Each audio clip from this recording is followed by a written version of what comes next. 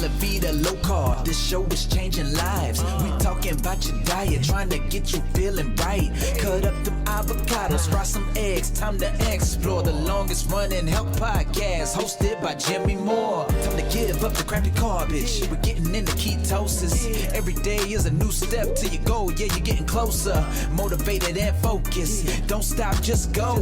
Time to get inspiration from the Living La Vida Low Carb Show. Hey, the livinglowcarbshow.com. Woo!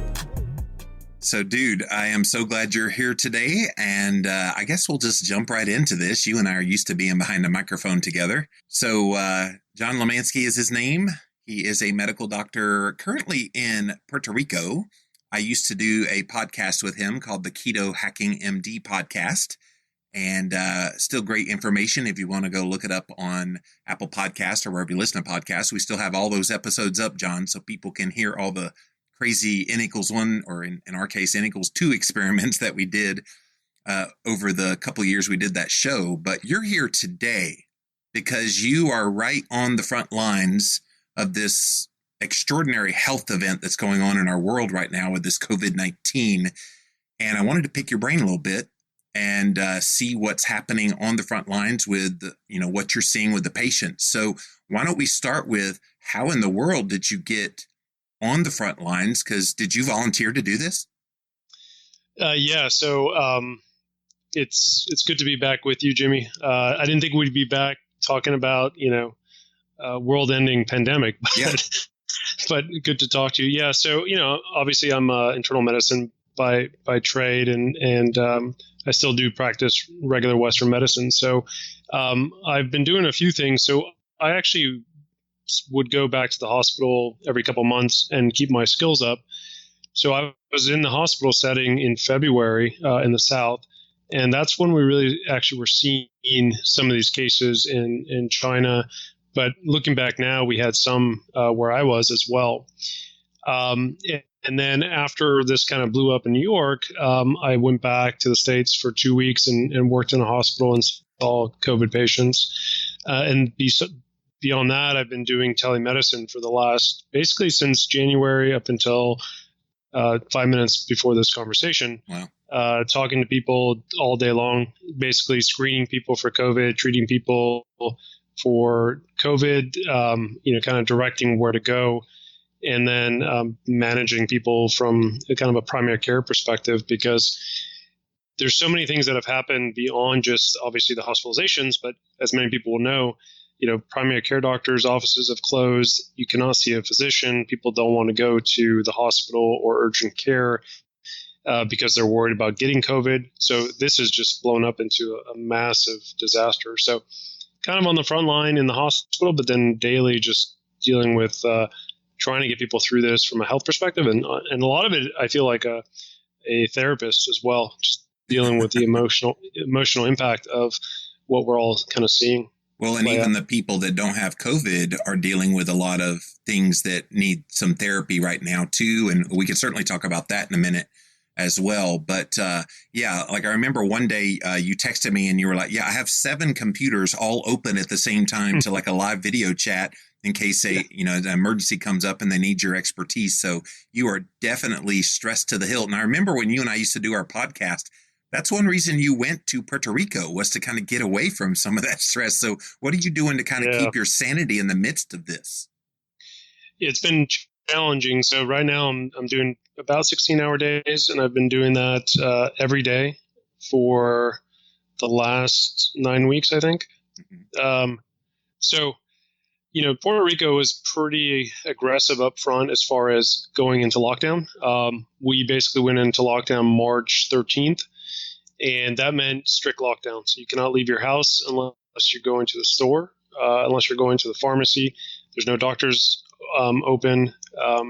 So luckily we have the sun. So I do get about an hour outdoors to do exercise and get out into the sun.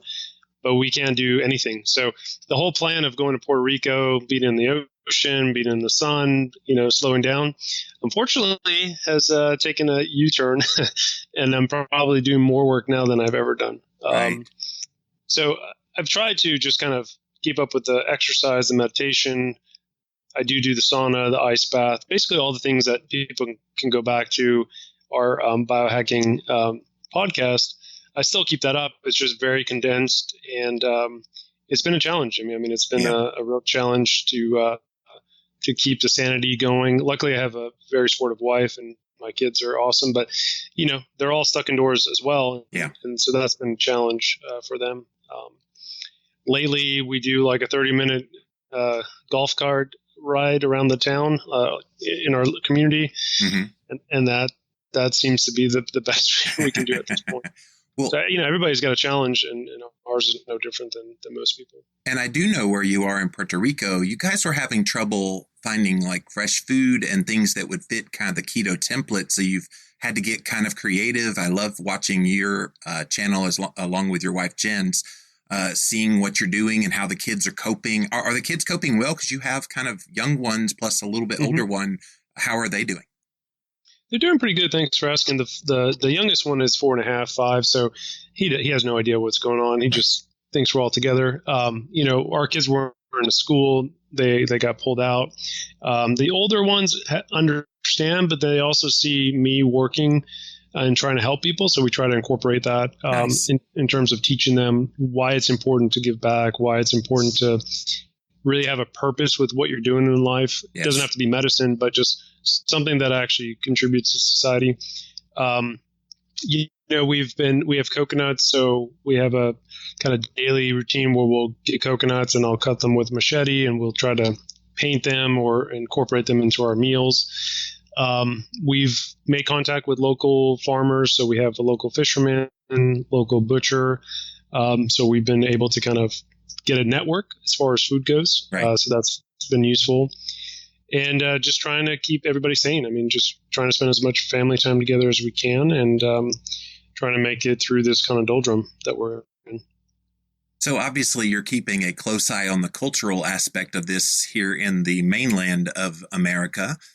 What do you think about like some of the complaints people are having about having to stay at home and stay social distancing and wear a mask? Are we just spoiled brats in America, the mainland of America? Ooh, yeah, I don't know if This is a pet peeve I know he wants to kind of rant a little bit on. Yeah, you're bold for saying that. Look, I think you can look at this from a couple perspectives. So from a medical perspective, let's say you had no economic worries. Look, we shut everything down for 3 weeks. This thing goes away. Realistically, we didn't do that. Economically, we probably couldn't have done that. We were very late. I mean, going back in early January, we were hearing reports of this in the medical community and knew something was going to happen. Didn't know it was going to be to this degree, but we knew that there was something. And then once it started showing up in Washington, just historically, we know that this is going to be something. Now, at that time, should we have done something more aggressively? Yes, we should have. Now, I think we're going to look back in a year, 2 years from now, and we can dissect this and say, what did we do wrong? What did we do right? Now we're at a point where, look, economically, this is and is going to be devastating for so many people. What's the right answer? I don't know if I have that answer. I don't know if any of us do. I would say that we could look at other countries that have been very successful.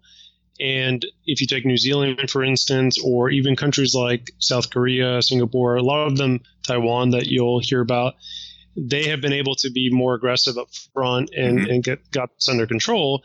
And now they're kind of getting back to a semblance of normalcy. Yeah, there's baseball back in Korea now. Mm-hmm. And a lot of that is due to culturally, they're used to it. So they have experience with SARS, with MERS, where they kind of experienced that, which we didn't a long time ago, 10 years ago, 13 years ago. For them, culturally, wearing a mask is not a big deal. And so before even this outbreak, people were wearing masks. And, in the States, we look at that and we kind of chuckle and like, that's kind of weird. But they kind of had experience in the past, and so they were able to really be aggressive up front, test, wear masks, social distance. I think I understand culturally that's not what we do. And listen, I live in Puerto Rico where you don't know somebody, they come up and hug you and kiss you. Right. And so it's one of those things where I think culturally we have to adjust. If we wanted to really get things back up and running, I think there's a way to do it where we go out, we social distance, we wear a mask, we take it seriously. But staying home, for the next 2 years is not realistic. Going out without practicing some sort of social distancing, wearing a mask, is also not realistic because it's going to put us right back into the same situation that we were in. Mm-hmm. And so I think a lot of us have to really look at it and say, look, I want to be out. I want to go back to normalcy. That's not realistic. But I also want the economy to go back to some sort of normalcy. Right. What's the best way to do that? And where we are right now, I think the best thing is, yes, we open back up with some restrictions. And if people can do that, then I think we might be able to get back to some sort of normal life. But it's not going to be what we were used to before this. So what do you think about the Swedish model? They seem to have embraced a bit of the herd immunity theory. What do you think about what they're doing and the results that they're seeing? Yeah. So they obviously took a different approach. And their approach was, look, people are going to die and we're going to protect the people who are the most vulnerable. It depends on how you look at it. I think from a mortality perspective, they have higher death rates than their neighboring countries, but yet they have lower death rates than other countries who were very aggressive locking down their countries, like Italy, France. So you can make the argument that, yes, their death rate is higher, but it's not as high as other countries that have been very aggressive at locking down their country. The herd immunity mentality stipulates that basically you expect people to die, right? And so you expect people will die at a rate that if we were to do that in this country, our death rate would be higher than what it is right now. Right. Now, would it be damage. Right? Yeah, and so that's the question. I think is what is the acceptable death rate now? The only difference I would say is that in countries like Sweden, you have a very kind of homogenous population, and they're not as sick as we are in the United States. And so the argument is, well, in the United States, if you have a comorbidity, well, then you should stay home. Well, that's a majority of the population, right? So if you say no, but it's true, and this is everything that you and I have talked about in the last couple of years, is that why is your health so important? Well, here's a good example of why it's so important, because if you're going to lock down people who have a comorbidity, well, that's basically what we're doing right now anyways, because that's the majority of the population. So I think Sweden is an example that in real time we're seeing, will this work? Now, herd mentality, you have to get up to 65, 70%. Yeah, significant. They're about 30% right now. Mm. Yeah, and so we are, if you look at countries, and there was a report that came out today where in France, for instance, in Spain, they only have about 3% of the population who has some sort of immunity. And so what's going to be the actual death rate that it's going to take in order to get a herd immunity? And I don't know if we are willing in this country to accept that kind of death rate, because people will say, well, this is just like the flu, and these amount of people die from the flu every year. Yeah, but you're talking about 6 weeks, 8 weeks time period where this number of people have died. Now extrapolate that over to a year, you're going to see, 1 million people dead. Is that something that we are willing to accept? I don't know. I don't know if that's something as a society we can accept and feel okay with. Well, and it's kind of disheartening when you see alternative voices out there to the kind of the mainstream narrative about this. Dr. Fauci is obviously the leading voice from the medical perspective from the government, but then you have other doctors on the front line, just like you, who are saying, well, wait a minute, some of this stuff that they're putting out there, we're not recommending. And they're getting now banned from YouTube. I know you have actually done some videos where they've removed them as well, some of the information you shared. So what do you think about kind of the silencing of some other ideas that are being put out there that go against the mainstream narrative? Yeah, I mean, it's something that you and I have talked about before, just in terms of alternative health and the fact that there is some sort of censorship. I think it's a very challenging time where anybody who's out there telling you what you should or shouldn't do is operating on basically limited knowledge at this point, right? Because we've never seen this before. It's acting very differently to a lot of things that we're used to. And so to go out and say definitively, this is what's happening, I don't think anybody who's saying definitively something should be trusted. Now, the two doctors, the ER urgent care doctors in California who were censored, they're also misrepresenting the data, right? And so they're extrapolating something that they see in their small urgent care and saying, okay, well, this number of people are being seen, and this is the percentage of people who are infected. Well, then let's extrapolate that to the general population, which doesn't really work if you look at statistics, because there's a bias, a confirmation bias of people who are going to the urgent care are more likely going to be people who are infected. So, right. Numbers and statistics are very difficult to interpret right now because we don't know all the information. I was just going to say, I think at the end of the day, sometimes we have people that just want to hear one message and not have alternative perspectives. I know this movie Plandemic is also kind of getting some media play, and it's being banned from YouTube as well. And so I think it's the silencing of like alternative message, but then you kind of play this balance, John, where you want to hear the alternative viewpoints, but you also don't want to confuse people. And maybe we need some kind of a third party vetting of the information to see what's valid to throw into the conversation versus what is sensationalism stepping in front of the science. Yeah, but who's going to do that, though? Who can do that? Who do we trust to do that? Me. Well, Jimmy, John Limansky, I nominate him now to be the purveyor of all things COVID-19. Here's the challenge, and I think that what we are seeing with this kind of pandemic is that it's been politicized, where yes, it's basically taking all the kind of issues that we've been seeing bubbling up in different parts of our society, and this is really being grasped and saying, okay, this is going to be either on one end, it's the end of humanity. On the other end, it's a fraud. It's fake. It's a conspiracy. And the reality is that it's somewhere in the middle. Muddied in the middle, yes. Right. You take something like Plandemic. I mean, we could have a whole podcast, and I could tell you why it's absolute garbage. Right. Now, somebody else who's listening will say, well, I watched it, and it seemed, accurate to me. Yeah, but if you actually go deeper into the information that they're telling you, it's a bunch of BS. And so on the one end, yeah, I agree, you shouldn't have censorship.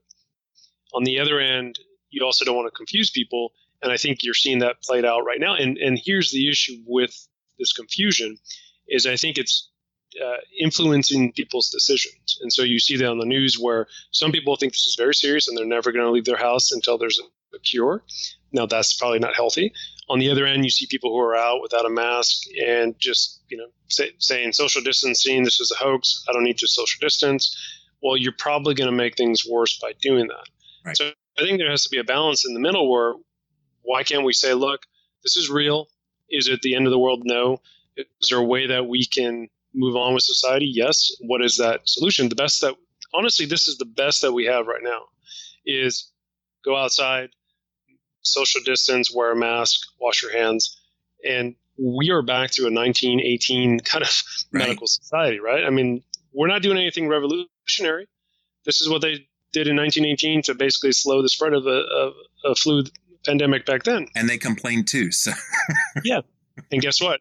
In 100 years, we probably won't have any better solution than something like this. And that'll be our solution. And so I think we should get away from the margins and say, look, how do we all come together? Because let me step back and say, in my opinion, and trust me, I get messages, I get emails, I get texts from people all day long asking me if this is a hoax or sending me the latest conspiracy theory. Right. And from my perspective, who cares? Like, it doesn't matter to me. You're on the front line seeing real patients, so it's not fake to you. Well, it's not fake because I've seen things in people who have been afflicted to obviously the worst possibility that is scarier than anything I've ever seen. So as a physician, I can treat people. I can take people on ventilators. I can get some of the sickest people that you've ever imagined and get them to where they don't die. With these people who get to that degree, there's nothing you can do to save them. And guys, he was an ER doc for a very long time, the overnight ER doc. And so you've seen it all, John, over the years. Yeah. And so, but again, Jimmy, that's obviously a very small percent of the population that's getting this, right? But that's scary. And I think that's what scares physicians on the front line saying, look, this is something we've never seen before.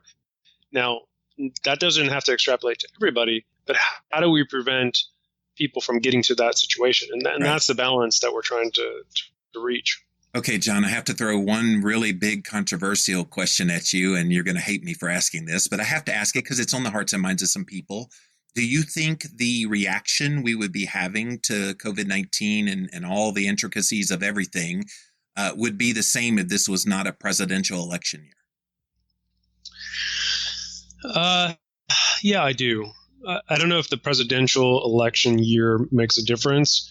I think that because we're so polarized, it would be regardless, right? And so on the one end, you have people who believe it's real, and on the other hand, you don't. And part of that has to do with, I think, some of the media on both ends. One end, conservative is saying, initially this is not real. On the other end, liberal media basically blowing this up to be, the end of the world. Right.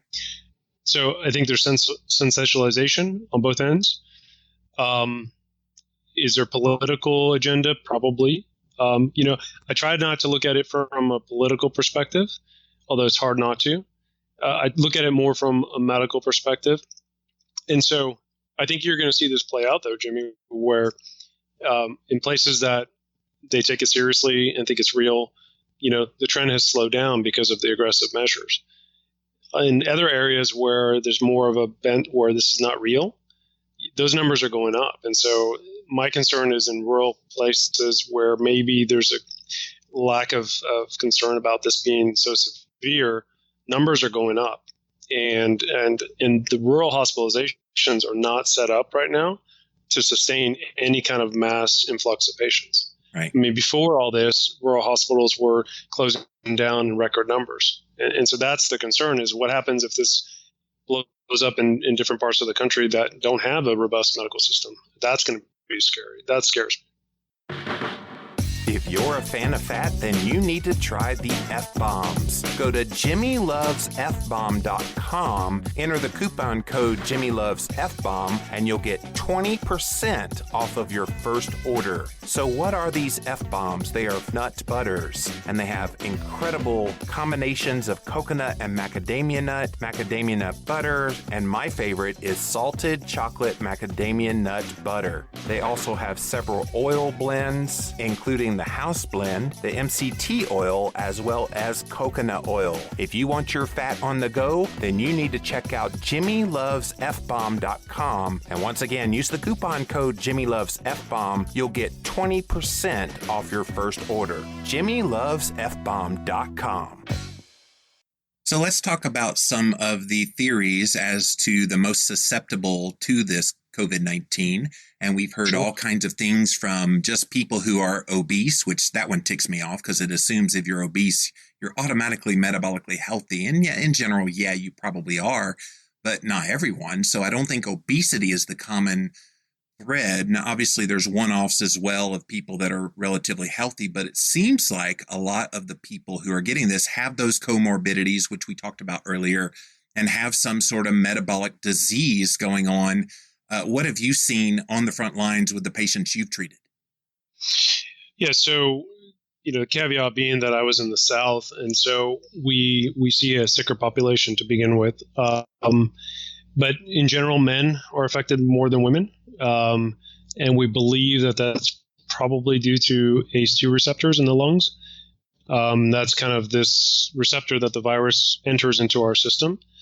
Obviously, I think in general, if you have metabolic illness, you're more susceptible that when you get an infection of any kind, it's going to be much harder to treat. And part of that has to do with the immune response from insulin resistance and diabetes, but also, if you have underlying borderline hypertension, cardiovascular disease, kidney disease, lung disease, you're not going to be able to have a robust response to any sort of infection.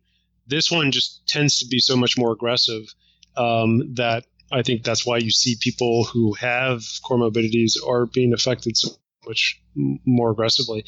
It's no different than like if the flu comes around, same people are going to get sick. Right. I think the main difference here is the fact that it's affecting certain people that we wouldn't expect it to.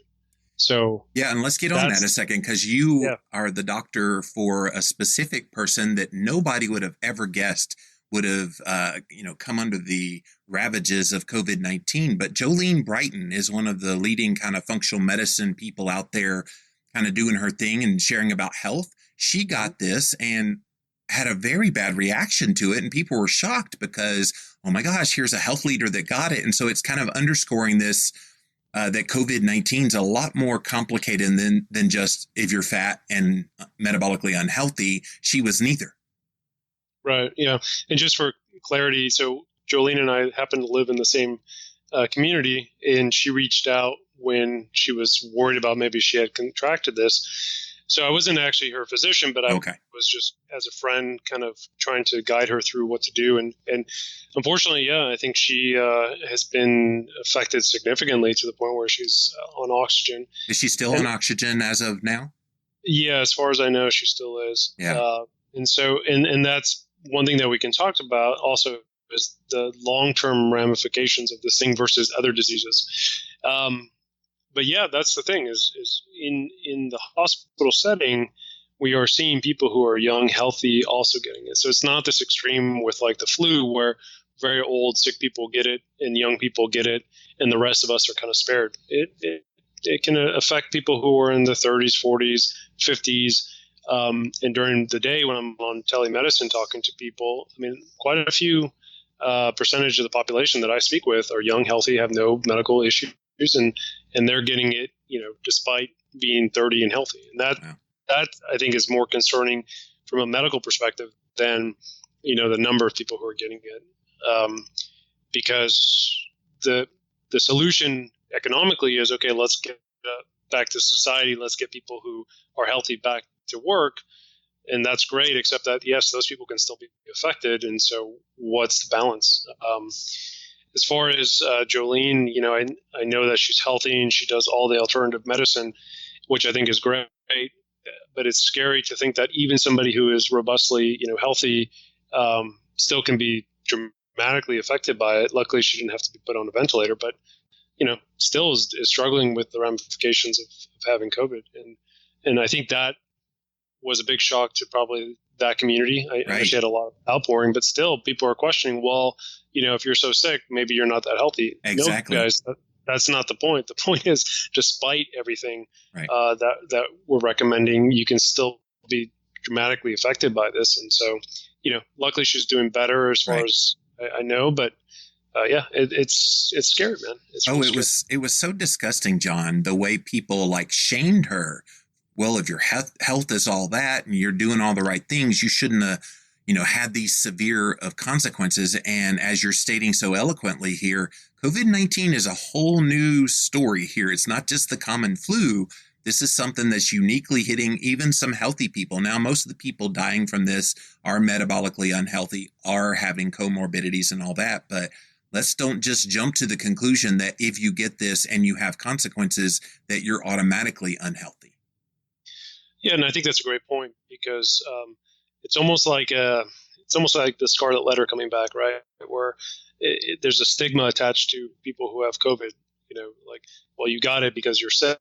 No, not necessarily. It's one of those things where we all can be affected, and I think that's why you see medical professionals, people who are in the government saying, "Look, you have to take this seriously because it can affect everybody, whether you're sick or healthy." You can get it and you can obviously die from it or have some severe consequences from it. So I've tried to stay away from the social media online world. Good job. I honestly, it's not at a personal desire. I just, after 16 hours on a computer talking to people, I don't want to talk to anybody. You don't want to look at a screen at all. Yeah. No, I don't want to look at a screen. I don't want to hear a conspiracy theory, and so I've stayed away from it. But yeah, I mean, I feel bad for anybody who's being attacked for something like this. We should all be kind of coming together and trying to support each other, not tear each other down. Yeah. I saw the NBC News chief science reporter got this, and he's on a ventilator now, and he's kind of talking about it from his perspective of, hey guys, take this serious because it could hit any of us. Well, that's part of the issue, as I mentioned. I think, having said all this, the flip side is also that, 85% of people who get it are either asymptomatic or, have mild symptoms. Right. So on the one end, I think it's important to recognize that, yes, this can be deadly. This can be severely affecting people. On the other end, most of us will be okay. Right. And that's the balance, because what do we do from a society standpoint, understanding that, yes, people will die, people will get sick, but at the same time, we also are severely affected economically. And you mentioned when we first started, psychologically, from this lockdown that we've all been experiencing. Yes. And what's the balance that we can do as a society to try to get back to some sort of normal life? Can I tell you, on the front lines of kind of watching people's behavior vis-a-vis comments and messages and things like that, people have gone crazy, John. Like, I know you're avoiding it right now, but like, they were kind of crazy before. This is like next level craziness. And I really do worry about the mental health aspects, the effects of this, even beyond people that get COVID-19. This is going to be lingering for many years to come.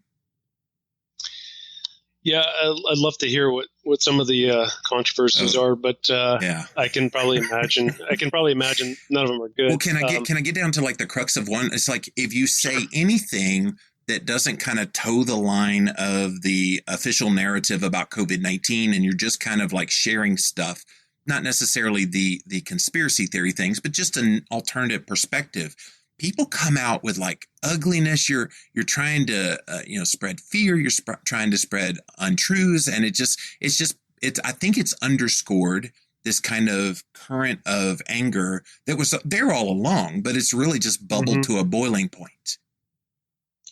Yeah, I think, nothing like a pandemic to bring out the underlying... The bane of humanity? Well, yeah, because you take stress, and stress affects us all differently, and then you lock everybody in their house with that stress, and you think about it, like economically, it's affecting people dramatically, and I know that plays a huge role in it. I think everybody's searching for an answer, and part of it, I think, also is not wanting to believe that this is true or this is happening, right? And so not necessarily that the virus is real, but just the fact that our way of life is over as we know it. I think that's a very, very challenging concept for people to have. Nobody saw it coming. I mean, imagine one day you wake up. It's almost like imagine you woke up, you went on a run, and you got hit by a car, and now you're quadriplegic. People who have cancer have told me very similarly that this is how we've been living with cancer. It's very similar in the sense that every day you're worried it might be your last day of living, or your family member has, right? And anybody who's dealt with a terminal illness will say this is very similar, because you have no idea when this is going to be over with. You have no idea what the outcome is going to be. Am I going to get it? Am I not going to get it? Is our way of life going to go back to what it was? Or is it over? I think all those unknowns are stressful situation that none of us were prepared to really grasp. I will tell you from the medical perspective, a lot of my colleagues, I mean, I've had a few friends who have caught this and died. The PTSD that's going on in the medical community is out of control, and the long-term consequences are going to be very severe. And so, I wish I was talking to you in better terms, man. Right. But well, that's the reality. It's definitely been a change for everybody. So I'm not surprised that the kind of the barbs are coming out and people are getting very, very edgy and attacking one another. Which is why I've tried to be encouraging to people and trying to be a calm voice when I talk about these things, and trying to reassure people, okay, do the things that you need to do to stay safe. And of course, I was on 6 months sabbatical right before coming back from this. I came back March 1st, and like a week and a half later, boom, like we were on lockdown. I'm like, okay, back in sabbatical mode again somewhat. So I was a little bit of a head start on everybody, John. Yeah. We're going to call it the Jimmy virus. You brought it back with you from your sabbatical. I didn't go anywhere, though. That's true. Yeah, I mean, no China visits for me, brother. Yeah. It's timing was good. I guess you had some experience being away, but yeah, I don't think you anticipated coming back to this. I did not. It actually hit me pretty hard financially when I came back, because it was already a financial hit to be gone 6 months, and I was expecting to hit the ground running, find sponsors, and they all stopped spending money when I got back. So I was down in my money there for a while until they're slowly starting to come back, some of the sponsors. I think everybody was just freaked out when this all first hit. Mm-hmm.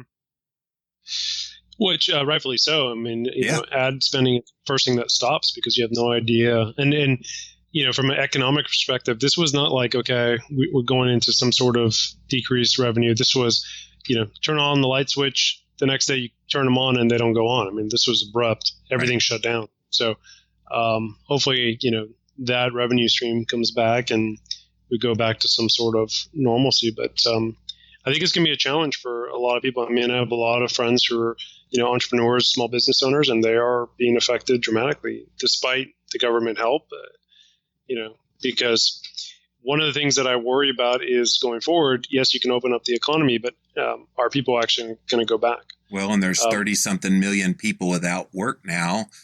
Right. And then the unemployment insurance, you know, that's not a free gravy train forever. So it's going to be real interesting when those benefits run out. Yeah.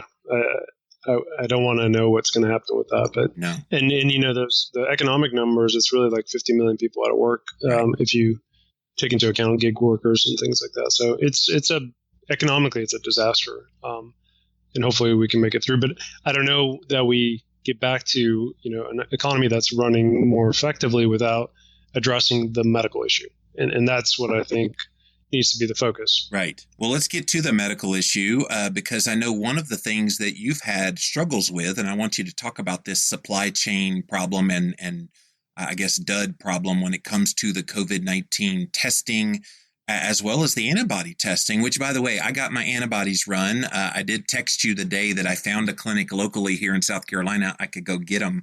And you were like, fine, 95% sensitivity. And so that was the first question I asked them. And they're like, yes, sir, it's 95%.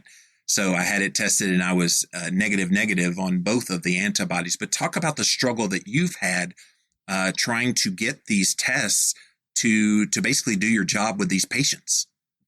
Mm-hmm. So initially, the first tests were the PCR swab. So those are the ones where they shove it up your nose, and that basically tells you, one. yes, or do you have active disease. And the issue with those is their sensitivity is usually not very good because it's kind of user error. How far do they shove it up there? Do they get an adequate sample? So you could have false negative rates of about 30%, meaning that you have it, but you test negative 30% of the time. And that's scary. That's no good. But the issue, and we're still having this issue with those specifically, is that in order to run those tests, you need to have so many different things that we have run out of. So you need obviously the swab, the long Q-tip. You need the actual tube to put it in that's sterile. You need the reagent to actually test it with. And you know, if it was one part of the world that was needing this stuff, then that's fine. But the whole world needs it. Now, the swab was being made in the specific area in Italy that was affected, in the Lombardy region. That's where they make them. You know, the reagent is made in Wuhan. So we have like the worst case scenario and the worst areas in the country, in the world, all being affected. Yeah. Now there's actually reports that, you know, I don't want to get political with you, but that China kind of knew that this was happening and they were hoarding supplies, expecting that this was going to be a huge outbreak. Wow. And so as we were trying to get supplies, those supply chains are over. Like the ones, you know, basically everything's coming from China. And so all the sources that we would use to normally get supplies, they were on back order for, you know, months.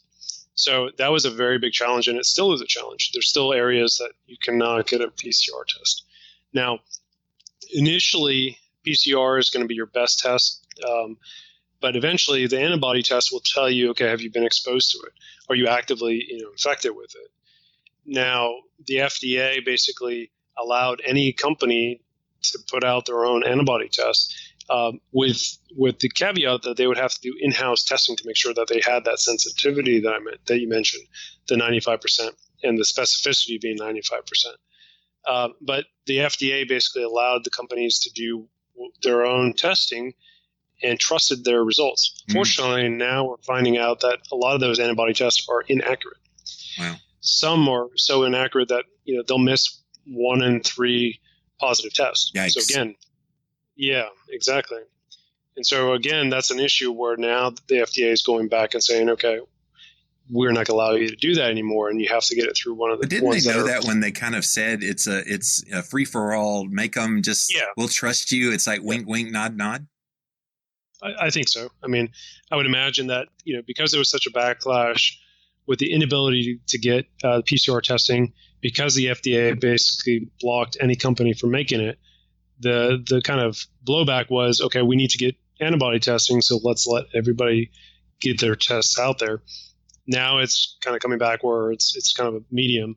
So I think the antibody tests now that you can get are a lot more accurate. Yeah. But they're mostly for healthcare professionals. I know Abbott has come out with one, and LabCorp's come out with one. So we're getting there. We're getting to the point where testing is available, but it's still a challenge. It's not as easy as, maybe for you going was easier, but for a lot of parts of the country, it's not easy to get a test.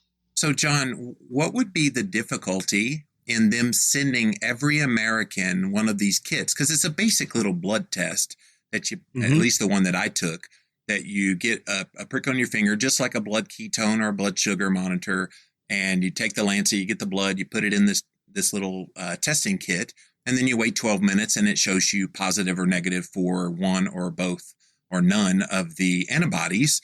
How hard would that be to send everybody one? I mean, obviously the expense part of it, but they're spending a lot of money on, stimulus packages and other things. Why can't they do that? Is it just availability of tests?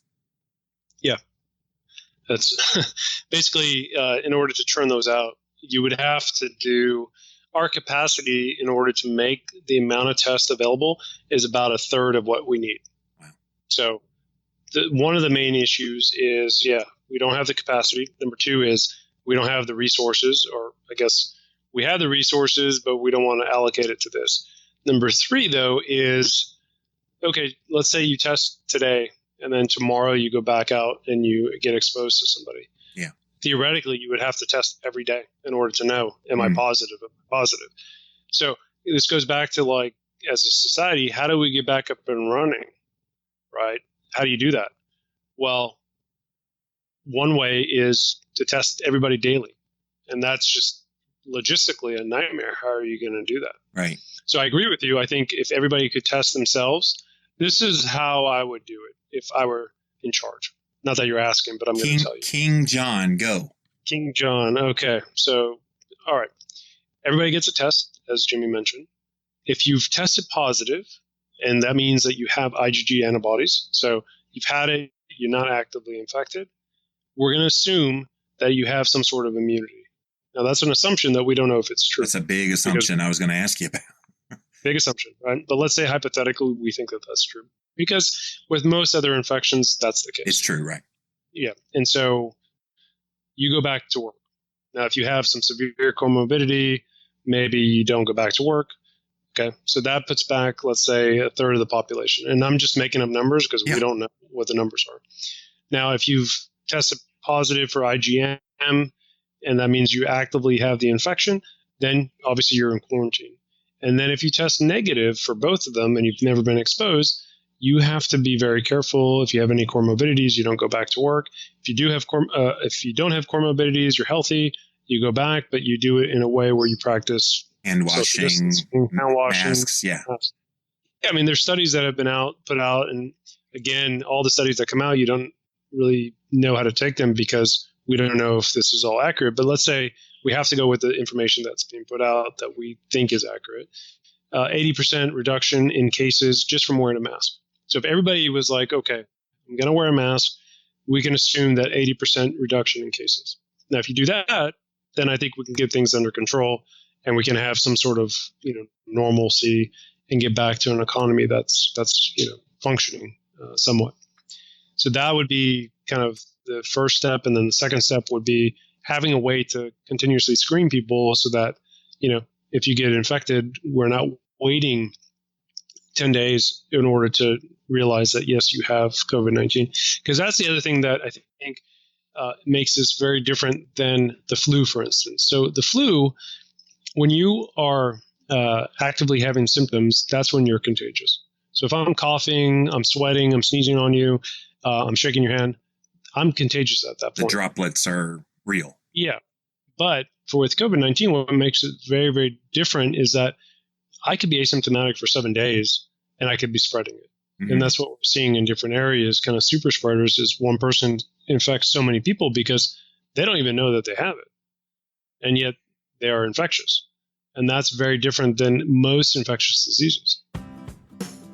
Imagine a world where you had enough time, skill, and energy to cook 3 amazing meals every day that look good enough to post on social media. Okay, now wake up and come back to the real world. You may not always have the time to blow up your feed with enviable keto meals, but you can get solid keto nutrition. Use something easy, delicious, and probably one of the best tasting keto foods you'll ever try. Keto Chow. Okay, don't let the name fool you. Keto Chow was designed for humans like you, looking for an easy way to get solid nutrition for the times when they need good keto food but don't have hours to prepare it. Keto Chow isn't designed to replace dinner with your family. It's more like, I'm stuck in a meeting and need lunch, or what am I going to eat for breakfast that's actually healthy? Keto Chow makes keto easy and provides you with 1/3 of your daily nutrients. Keto Chow isn't just a protein drink snack to tide you over for 30 minutes. It's designed to be tasty and satisfying for hours. How tasty is Keto Chow? In a blind taste test, Keto Chow beat all of the competitors in taste, texture, and overall impression. It's so tasty, in fact, the guy that created it lived off only Keto Chow for 100 days just to prove its complete keto nutrition. First meal after the 100 days, chocolate mint Keto Chow.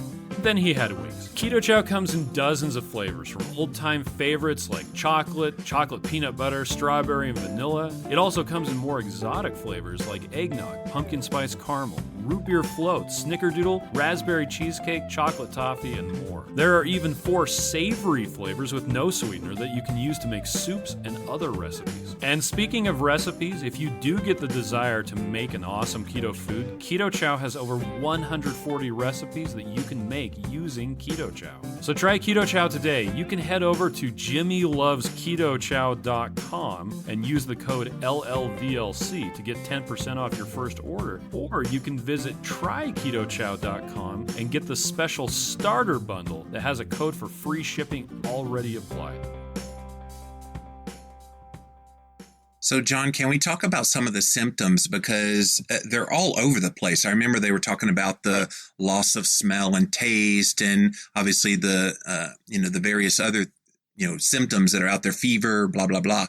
But there's some new ones that are out there that people keep reporting now, and one that's kind of popped up, and even I had this about a month ago, was just sudden tiredness, just out of nowhere. And I remember there was one Wednesday where I had a whole slew of work to do, but all I wanted to do was lay down, and I'd get up for like 30 minutes and I'd get hit super tired again, go lay down.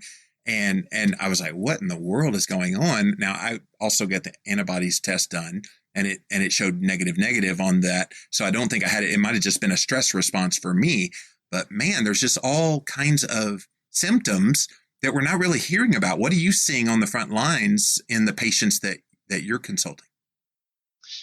Yeah. So again, I think one of the issues with this is that it's so similar to things that we're normally seeing. So flu, cold, but the main things that I've seen repeatedly: fever, the dry cough, shortness of breath, and then a feeling like you got hit by a truck. So if anybody's ever had the flu, like really had the flu, tested positive for the flu, it's very different than anything else. I actually had swine flu when it came through. Oh boy! And I thought I was going to die. I had a fever of 104.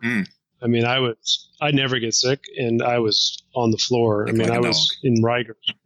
Yeah, and that feeling of, man, I just got hit by something that I have no idea. It's so intense, and I think that intensity really differentiates it from a lot of things that we're seeing with just common cold or sinus infections, where you have a runny nose, you have a sore throat, but one that I'm seeing more often now is the toe issues, where people are having discolored toes. I'm getting a lot of calls, and I think it's what is that? Yeah, so they're called COVID toes, and right. But I'm saying, what is the causal factor of these COVID toes? Inflammation. Yeah, we think it's inflammation of the blood vessels. So I got you. You might be hearing right now about a lot of kids in New York that are starting to come up with something called Kawasaki Disease, and basically that's inflammation of the arteries. And so we see that in the toes in adults. And so I'm hearing that, and I think it's more of a delayed response to infection. So people who were infected a month ago, 6 weeks ago, now it's showing up as COVID toes. And there's not much you can do about it. You just wait and it goes away. But I'm seeing that more often. The loss of sense of smell or taste, it's funny because I don't know if it's because it was in the news that more people started reporting it. Because before it was, documented in the news, nobody would tell me about it. But now everybody has lost I can't taste my food anymore. Yeah. Exactly. So, but that's, also common. But the most common ones, again, are the same ones that we've been hearing from the beginning, which is really shortness of breath, a dry cough, and a fever. Yeah. And so the problem is that can be anything from a common cold to the flu, which the flu, also now is cycling back through. So it's kind of a double whammy. From a clinician standpoint, it makes it very challenging for us to say, what do you have? Whether it's COVID or whether it's seasonal flu. Yeah. So let's go on that a second, because there's been some people that said, well, we had a low number of flu this season, and so that seems so suspicious, John.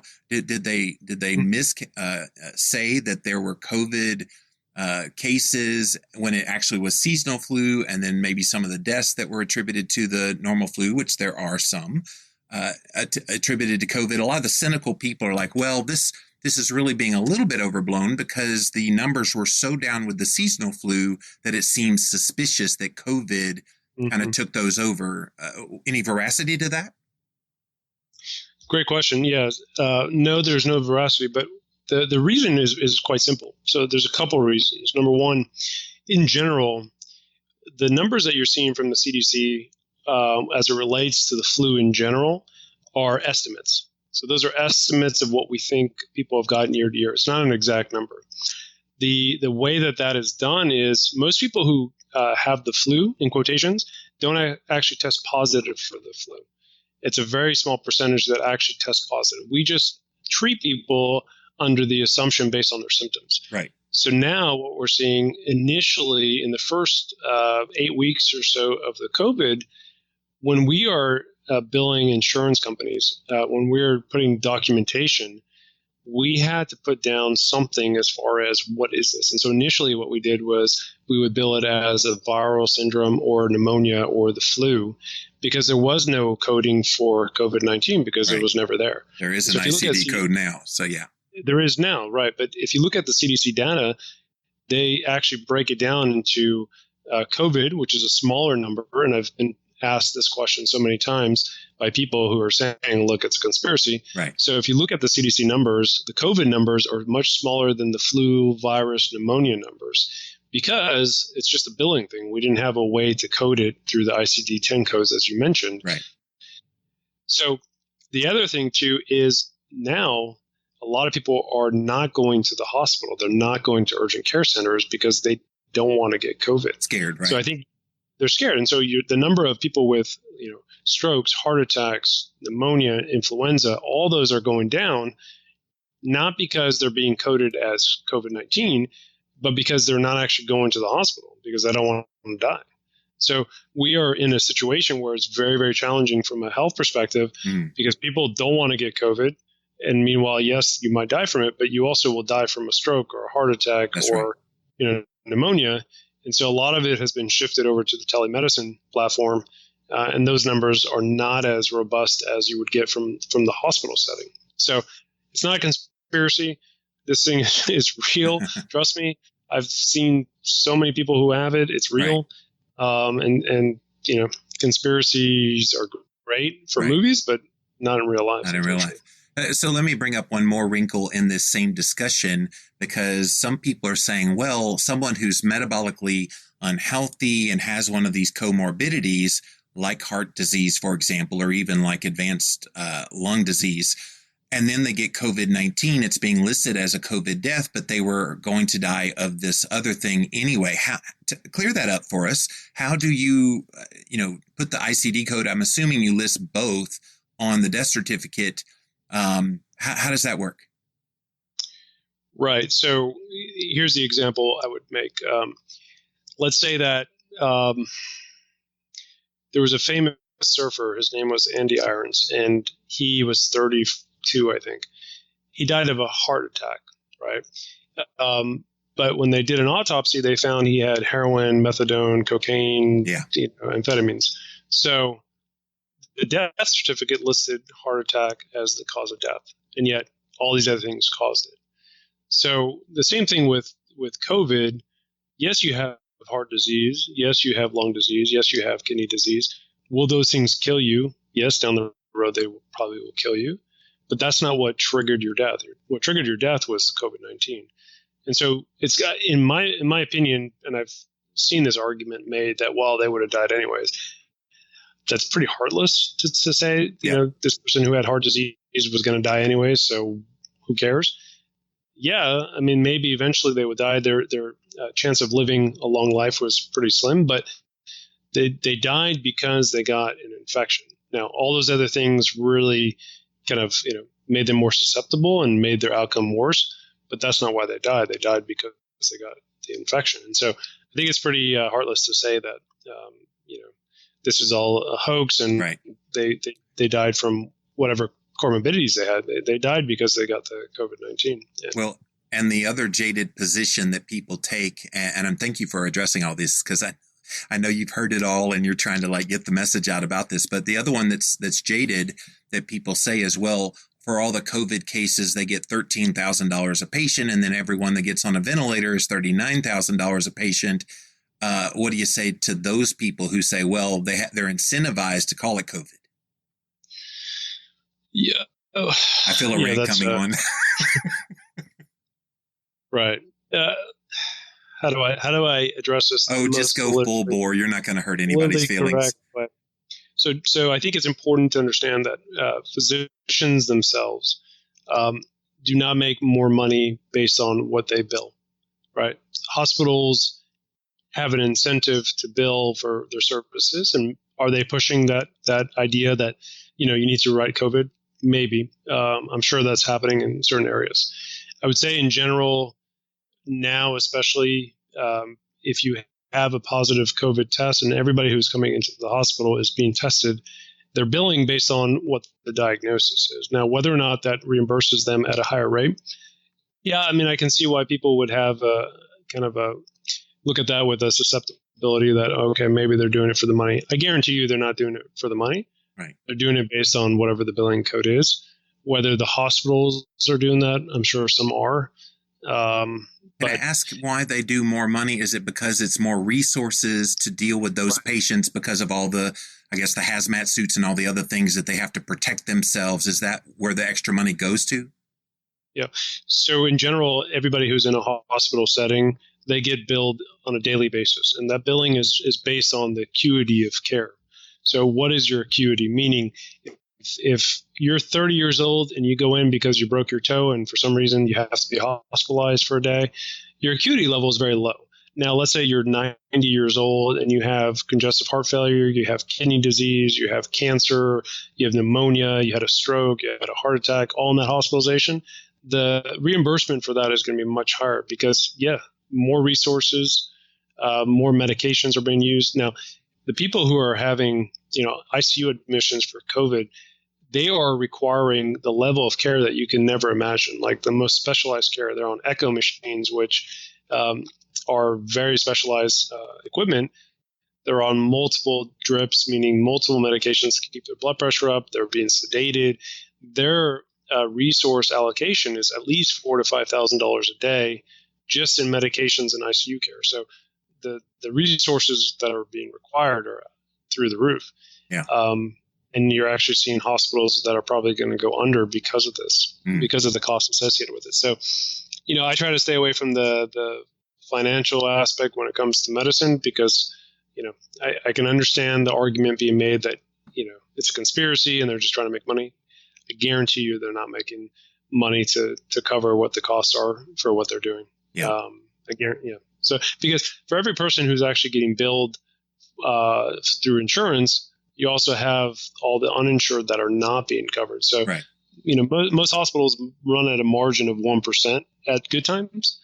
And so they're not making, so much money like people think they are. Right.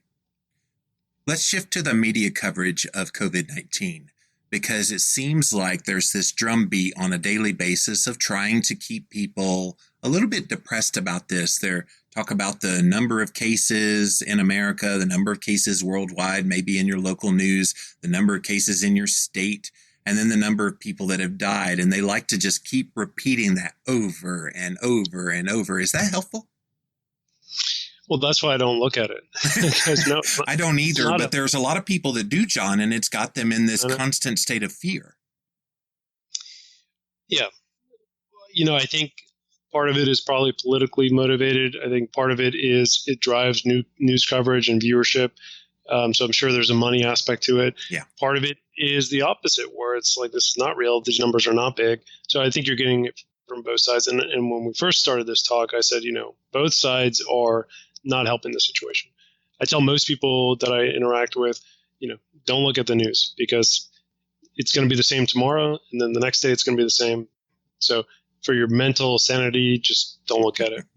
I think that, the numbers themselves are so skewed to begin with, right, on both ends. So yes, there is overestimation probably of some of the deaths, but then on the flip side, there's a lot of deaths that are not being calculated.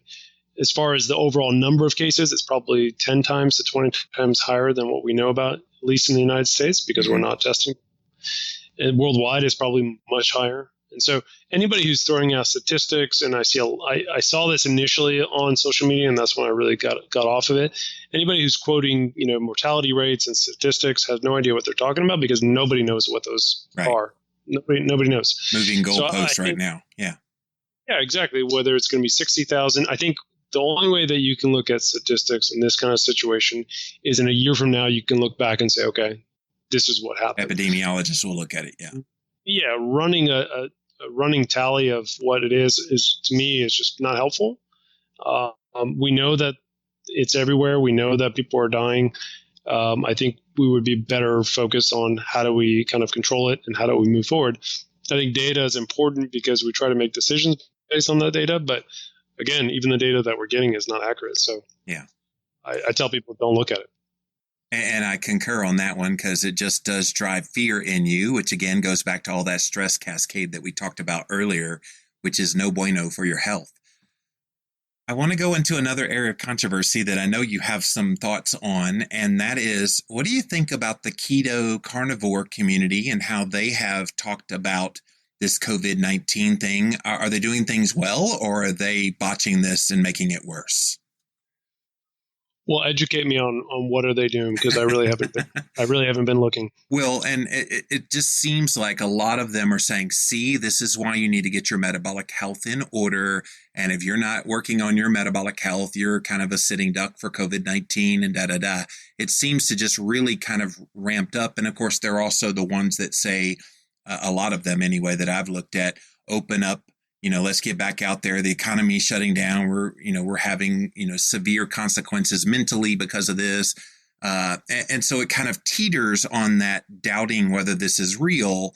I know you're not looking at it, but just in general, it seems like there's this fervor. And I know a lot of people have written me and said, what's going on in the keto and carnivore community? All these people kind of saying these things and denying this is real. Some people have tried to lump me in with that. I'm like, no, guys, I know this is real. I talk to people like John Limansky all the time. So just at gut reaction, do you think that's helpful? So in general, I would say that the carnivore community has become very extreme when I kind of stop looking at it. The irony, I think, with that community is that they were making fun of the vegans for being so extreme. And yet at the same point, they were being just as extreme as the vegans. Right. And I think it'll be interesting to see when the vaccine comes out, those two communities will probably hug each other and become the anti-vaccine. My Lord. Yeah. That'll be a good way to bridge communities together, I think. So I think that, metabolic health and being healthy, regardless of any sort of virus that's out there, obviously is the goal for everybody. Now, whether you come at that from being a carnivore or keto or whatever your way of accomplishing that, I think is obviously beneficial just to overall health and longevity. Having said that, thinking that eating just meat is going to keep you from not being sick with this, I think is not the way I would approach it, because you don't know that for sure. So if you're sitting there telling people, look, if you eat meat and you lift weights, you're not going to get sick, I think if you're a physician, I think it's irresponsible. If you're a health coach, I think it's irresponsible. If you're anybody who has some sort of credibility, I think it's irresponsible, because you don't know that. Right. Will it likely make it less likely that you get very sick? Probably, but you don't know that. Again, I think a lot of it is driven by economy. In order for people in that community to make money, you got to have sponsorship. You got to be able to, do your coaching. So I think there's a vested interest in anybody who's saying we got to get this economy up and running again. I think there's a vested interest. So you have to take it with a grain of salt. Now, are they right that you should be healthy? Yes. Are they right that you should, take care of your body? Yes. But I would be very careful as far as saying that this is a hoax and we just need to get it over with. I don't think that that's the way to approach this at all. And just like the media, I was going to say, and just like the media kind of hyping this, it seems like a lot of this is just the intention of getting eyeballs with controversy. Yeah. Well, I mean, that's the algorithm of social media is the more controversy, the better. And the more likes you get and the more, dopamine hit, and the more sponsorship you can get. So I think you have to be careful when people are saying things and they have a vested interest in that outcome. Look, I've been stuck indoors. Puerto Rico is one of the most stringent. We still now are in lockdown. We've been on lockdown since March 13th. You can't even go out into the street in front of you, I think is what Jen said one time. It's like, if you step out in the street, the authorities could come arrest you. Our fine is $5,000. We live literally, $5,000. We look at the ocean. We could be at the ocean in 2 minutes. If you're caught on the beach, it's a $5,000 fine. So we are in the most strict lockdown. So trust me, I would like nothing better to be out and running around. But unfortunately, that's the reality of where we are. So I think it would be better served for everybody to say, look, how are we all going to do this together so that we don't go into a situation where they let us off lockdown and then everybody runs to the beach and has a kumbaya party. And so they have to lock you back down, right? And they did that in Florida just this last weekend. Yeah. There were people that went out and they were way too close. And so they shut it back down again. I know. And that's my concern is why don't we all have the message of let's just follow the rules. And I know there's a conspiracy that it's the big brother and they're, going to follow us all, which I think is funny because if you have a cell phone, if you're on the internet, if you have social media and you have a credit card and you shop on Amazon, which is 90% of humanity, trust me, they know everything about you already. So this whole idea that all of a sudden this is a big plot to control you and know what you're doing, dude, you document everything on social media anyways. Everybody knows what you're doing. Well, and these ALEXA is all around. I've got one in here. That's why I spelled it out. Yeah. They're listening as well. So Hello. I know what you're doing, Jimmy. Yeah, man. So I would say to that community, I think, keep focusing on what is important, and maybe keep the conspiracy theory out of your conversation. So, John, before I let you go, what are some things, if people are fearful, what are the prudent things that you would say people could do right now? I'm going to throw it out there, show love, kindness, and respect to everybody in this very difficult time. That would go a long way if we all treated each other really well and kind right now more than ever before. But what are some kind of practical things that you would leave with people who are concerned about COVID-19? I would say that, eventually this will go away, and it's not going to be a miracle, or I guess we're in May now, so it's not going to go away in April. Eventually this will cycle through and we'll have some sort of treatment or vaccine, and whether or not people will get it, we'll see. Eventually, life will go back to some sort of normalcy. I think in the meantime, get off of the news, really limit your exposure to any sort of news source, because it's only going to make your mental state worse. Focus on doing something positive with your idle time. And so whether that's, meditation or focusing on your dark side, just focus on something that's more positive. Focus on your dark side. What the heck? Well, we all have shadows and things that we... Oh, work on yourself you're talking about. Okay. I thought you meant focus on your dark side. Become a part of the dark side. No. Darth Vader is waiting. Things that we suppress and we don't want to address. And trust me, that happened during my sabbatical. I understand. Yeah, now's the time to do that. And realize that we're all in this together. And the less we kind of have this friction between each other, the better we'll all be. And I think we all need to work together to get out of this nightmare that we're in. Yeah. Well, I know this is certainly not how John Limansky wanted to spend his 2020, but we're certainly very proud of you, man, for being there on the front lines. One of our own, you guys, out there doing his thing, trying to keep patients healthy and get them back on the road to recovery with this. So, John, thank you for spending a little over an hour here with us here today on the Living La Vida Low Carb Show and sharing from your experiences. Jimmy, it's always good to talk to you. I wish it was on better circumstances, but be safe, and I wish everybody safe, and we'll get through this. Just hang in there. Living La Vida Low Carb, this show is changing lives. We talking about your diet, trying to get you feeling right. Cut up them avocados, fry some eggs, time to explore the longest running health podcast, hosted by Jimmy Moore. Time to give up the crappy garbage, we're getting into ketosis. Every day is a new step to your goal, yeah, you're getting closer. Motivated and focused, don't stop, just go. Time to get inspiration from the Living La Vida Low Carb Show. Hey, the livinglowcarbshow.com. Woo!